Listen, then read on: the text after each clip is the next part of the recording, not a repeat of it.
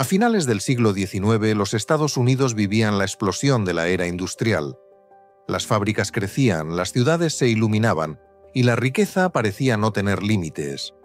Pero detrás del humo de las chimeneas y del brillo del progreso, un hombre construía en silencio un imperio que cambiaría para siempre la relación entre el poder y el dinero. Su nombre era John Davison Rockefeller. Nacido en la pobreza, se convertiría en el primer multimillonario de la historia moderna, el símbolo de una época en la que la ambición humana parecía no conocer fronteras. La historia de Rockefeller es la historia de la propia América, el triunfo de la disciplina, el avance de la industria y el nacimiento del capitalismo corporativo. Pero también es una historia de sombras, de monopolios, manipulación y fe usada como instrumento de control. Un hombre que creía servir a Dios, pero que aprendió a dominar el mundo, y cuyo imperio continúa hasta hoy moldeando el destino de la humanidad. John Davison Rockefeller nació en 1839 en una pequeña casa de madera en el pueblo de Richford, en el estado de Nueva York. Era el segundo de 6 hijos en una familia marcada por los contrastes. Su padre, William Avery Rockefeller, era un hombre de muchos nombres y pocos escrúpulos, un charlatán que se presentaba como doctor, vendiendo elixires milagrosos y desapareciendo por meses en busca de nuevas estafas. Su madre, Elisa, era todo lo contrario, profundamente religiosa, metódica y austera. La fe metodista que cultivaba moldearía para siempre a su hijo, enseñándole que el trabajo y la disciplina eran señales de la gracia divina. Crecer bajo la influencia de un padre embaucador y una madre devota creó en John un equilibrio peculiar entre la fe y el cálculo. Aprendió desde joven que el mundo estaba hecho de oportunidades y que para sobrevivir era necesario anticipar los errores de los demás y actuar antes de que el azar decidiera por él. Aún siendo un niño, comenzó a vender dulces, ayudar a los vecinos y prestar pequeñas sumas con intereses modestos. Cada centavo era registrado en un cuaderno, cada deuda cobrada con precisión. Tenía solo 12 años cuando pronunció la frase que lo acompañaría toda su vida: «Ganaré $100.000 y viviré 100 años». La familia vivía en constante movimiento, mudándose de ciudad en ciudad, mientras su padre huía de los acreedores. Pero esa inestabilidad, en lugar de debilitarlo, forjó en Rockefeller un sentido casi religioso del control. Veía en el orden y la contabilidad la salvación frente al caos. A los 16 años, dejó la escuela y comenzó a buscar trabajo. Pasó semanas tocando puertas hasta que finalmente consiguió un puesto como asistente de contabilidad en una pequeña empresa de granos y transportes en Cleveland. Allí, el joven John se destacó de inmediato. Llegaba antes que todos y se marchaba el último. Sus registros eran impecables y su atención al detalle impresionaba a los superiores. Aprendió a leer balances como quien descifra un mapa, a calcular riesgos y a entender que detrás de cada número había una historia. Con su primer salario compró un libro de contabilidad avanzada y juró que jamás dejaría que el dinero lo controlara. Él controlaría el dinero. Mientras otros jóvenes gastaban en fiestas o ropa nueva, Rockefeller ahorraba cada centavo. Guardaba su dinero en sobres separados que llamaba fondos sagrados, uno para donaciones a la iglesia y otro para futuras inversiones. Esa disciplina financiera, casi obsesiva, se convertiría en la base de toda su filosofía empresarial. Creía que la riqueza era una forma de moralidad, una prueba de eficiencia ante Dios. A los 19 años reunió sus ahorros e inició una pequeña sociedad con un comerciante local, Maurice Clark. Juntos comerciaban productos agrícolas, granos, carne y suministros, aprovechando el auge comercial durante la Guerra Civil estadounidense. Rockefeller no veía solo un negocio, sino un sistema. Calculaba fletes, costos, márgenes y ganancias con frialdad quirúrgica. Observaba las variaciones del mercado como un general estudia un campo de batalla. Fue en ese periodo cuando el joven contador desarrolló su visión del mundo. El orden, la precisión y el control eran virtudes sagradas. El desperdicio, un pecado. No había espacio para la emoción, solo para la lógica. Poco a poco, la fe metodista y el pragmatismo financiero se fusionaron en una única doctrina personal. La creencia de que Dios premiaba a los disciplinados y castigaba a los descuidados. El muchacho que había crecido vendiendo dulces en pueblos rurales ahora administraba contratos, inventarios y exportaciones. Aún lejos de imaginar el tamaño del imperio que levantaría, Rockefeller ya mostraba el rasgo que lo volvería legendario: la capacidad de transformar cualquier oportunidad en dominio. Así nacía no solo un empresario, sino la semilla de un imperio que pronto redefiniría el propio concepto de poder económico.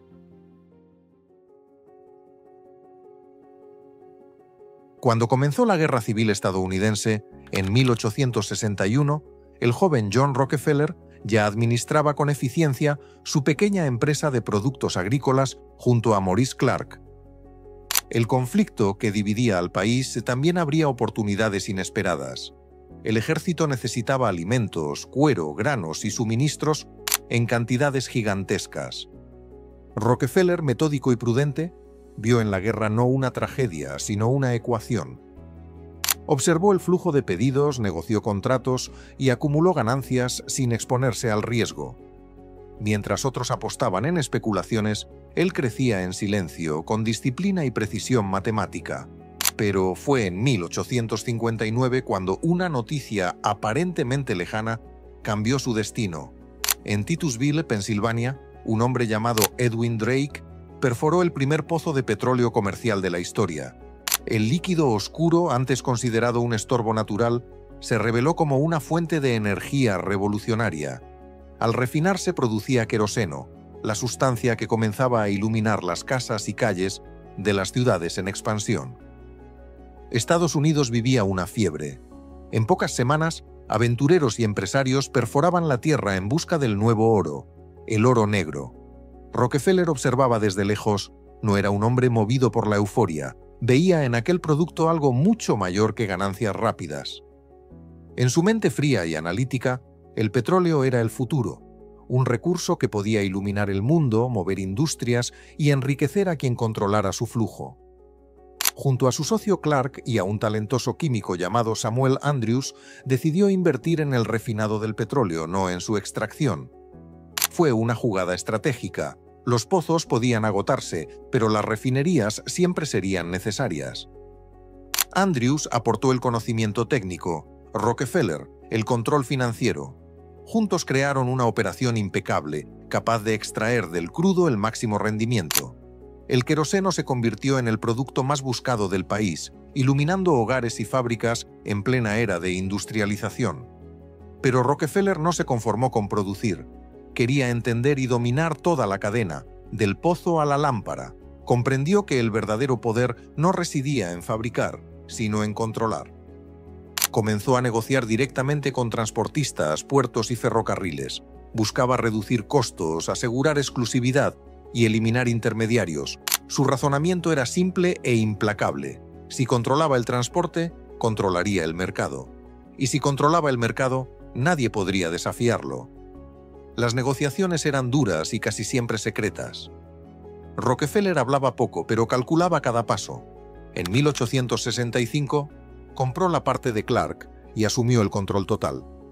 Así nació la semilla de un imperio que cambiaría el mundo, la Standard Oil Company. El nombre reflejaba su filosofía. Standard significaba norma, calidad constante, eficiencia absoluta. La empresa no vendía solo combustible, vendía confianza, una promesa de estabilidad en una industria aún caótica. Padronizó procesos, impuso controles de calidad y redujo costos con una precisión que rozaba la obsesión. Mientras sus competidores desperdiciaban crudo y se hundían en incendios o quiebras, la Standard Oil crecía en silencio, disciplinada, metódica. Rockefeller no vendía solo queroseno, vendía luz. Iluminaba calles, hogares y fábricas, y con ellas el camino hacia una nueva era económica. El oro negro había encontrado a su verdadero dueño. Por primera vez, Rockefeller comprendió que podía moldear el destino de toda una industria. El muchacho que antes contaba monedas ahora contaba barriles, y en cada barril había un paso más hacia el dominio total. En los años que siguieron a la fundación de la Standard Oil, John D. Rockefeller dejó de ser un empresario para convertirse en una fuerza de la naturaleza. La calma del contador dio paso a la ambición del estratega.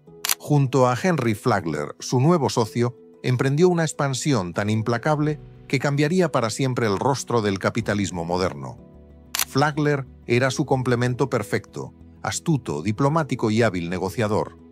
Juntos comprendieron que el petróleo no era solo una mercancía, sino un sistema que debía ser controlado desde su origen hasta su destino, y el primer paso era dominar el transporte. Los ferrocarriles encargados de llevar el queroseno desde las refinerías a los puertos eran el cuello de botella de la industria.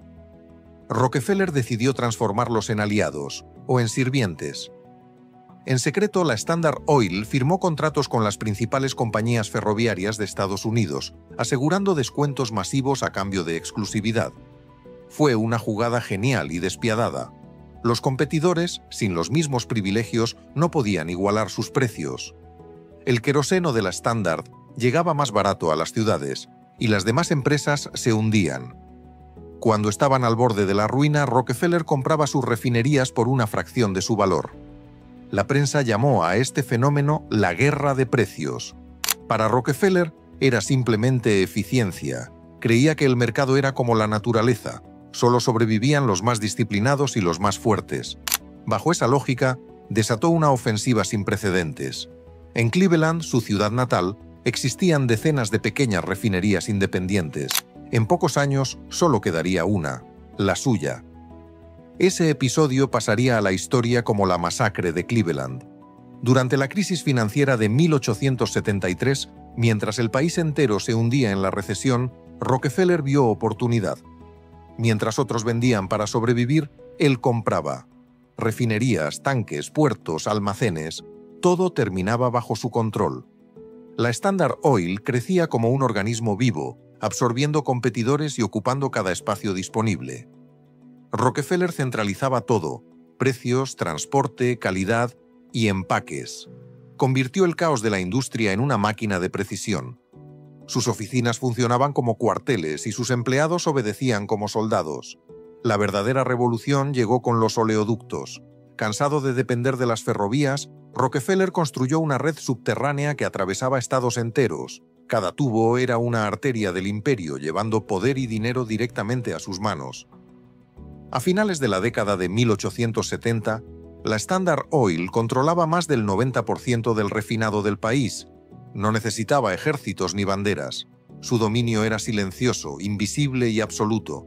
Para el público, la Standard era sinónimo de calidad. Para los empresarios, una sentencia de muerte. El petróleo, ese oro negro que antes fluía en caos, ahora obedecía a una sola voluntad. Y mientras las luces de queroseno iluminaban el mundo moderno, una sombra crecía detrás de ellas, la sombra del primer imperio corporativo de la era industrial.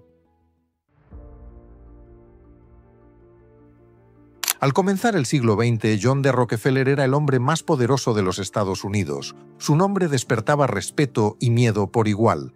El petróleo había dejado de ser solo combustible para lámparas y se había convertido en la sangre que alimentaba la nueva era industrial.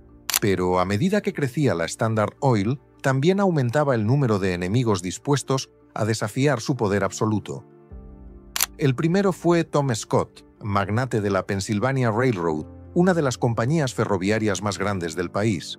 Durante años, Rockefeller y Scott fueron aliados. Los ferrocarriles transportaban millones de barriles de queroseno y petróleo refinado, y ambos se beneficiaban de los contratos. Pero cuando la Standard comenzó a construir sus propios oleoductos, la dependencia de las vías férreas terminó. Scott comprendió demasiado tarde que había ayudado a levantar el imperio que ahora lo destruía.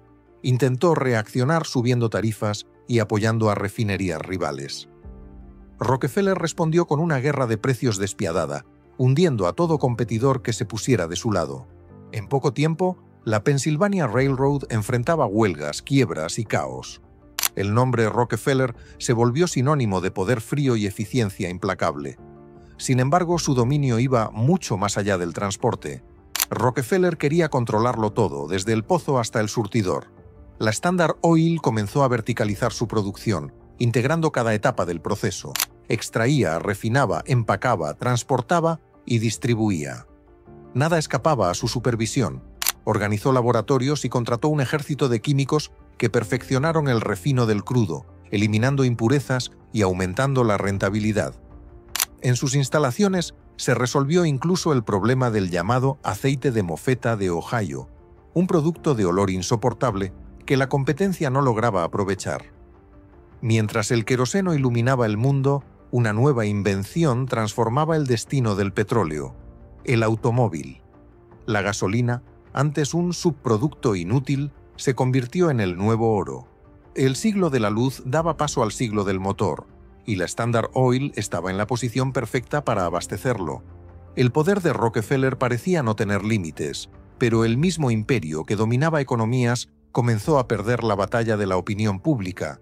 Políticos, periodistas y rivales describían la Standard como una máquina corrupta capaz de aplastar a quien se interpusiera en su camino. La crítica más temida vino de una mujer, Ida Tarbell.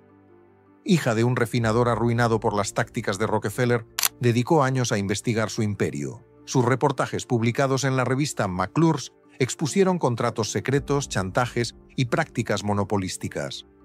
Por primera vez el público vio a la Standard Oil no como símbolo de progreso, sino como una red de manipulación y abuso de poder. La presión popular llegó hasta la Casa Blanca. El presidente Theodore Roosevelt, defensor del capitalismo regulado, declaró la guerra a los trusts, los grandes monopolios que asfixiaban el mercado, y ninguno era más poderoso que la Standard Oil. En 1911, después de años de litigios, la Corte Suprema de los Estados Unidos declaró culpable a la empresa por prácticas ilegales y ordenó su disolución en 34 compañías independientes. El mundo celebró la caída del gigante. Se habló de justicia, de moral, de libertad económica. Pero la ironía fue cruel. Cada fragmento del antiguo imperio mantuvo una parte de su valor y se transformó en nueva empresa: Exxon, Chevron, Mobil. Con el aumento de sus acciones, la fortuna personal de Rockefeller se multiplicó. Mientras los periódicos anunciaban el fin del monopolio, el hombre que lo había creado se convertía en el primer multimillonario de la historia moderna. El imperio se desmoronó, pero su creador permaneció en la cima, la prueba viva de que, incluso derrotado, el poder siempre encuentra la forma de renacer. Cuando la Corte Suprema decretó el fin de la Standard Oil, muchos creyeron que Rockefeller había sido vencido. En realidad, aquel momento marcó el comienzo de su segunda vida.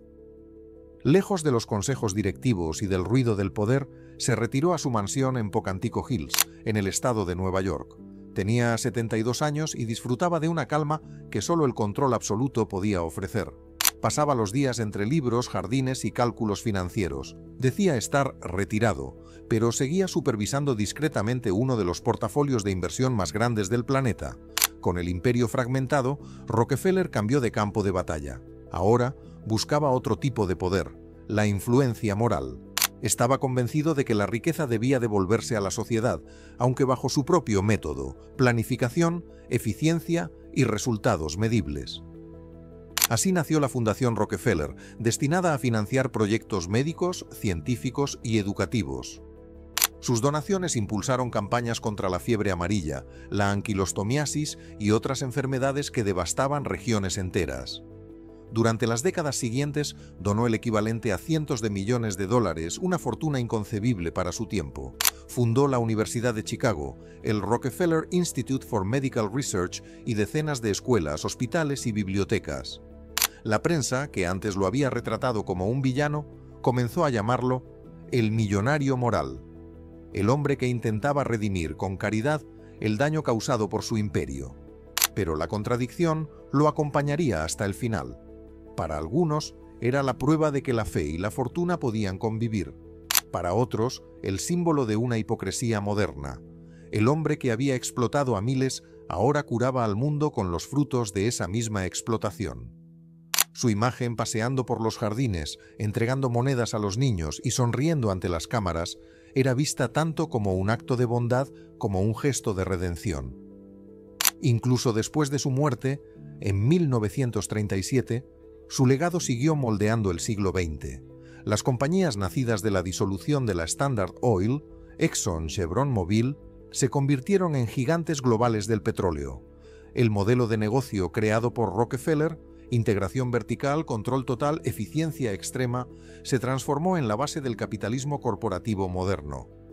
Su huella estaba en todo, en los combustibles, en los productos químicos, en los laboratorios que financiaba y en la figura del empresario moderno dividido entre la filantropía y la ambición. Rockefeller vivió hasta los 97 años, cumpliendo casi la profecía que se había impuesto de joven. Murió rodeado de admiradores y detractores, de monumentos y sombras. Su historia es el espejo perfecto de las contradicciones del capitalismo: fe y cálculo, caridad y dominio, progreso y destrucción. Hoy su nombre sigue resonando en universidades, fundaciones y en las críticas al poder corporativo. Fue el hombre que convirtió el petróleo en símbolo de modernidad, pero también el que reveló el precio de concentrar tanto poder en una sola voluntad. Entre el ángel y el magnate, entre la Biblia y la cuenta bancaria, Rockefeller dejó un legado que aún obliga al mundo a preguntarse cuál es el verdadero costo del éxito.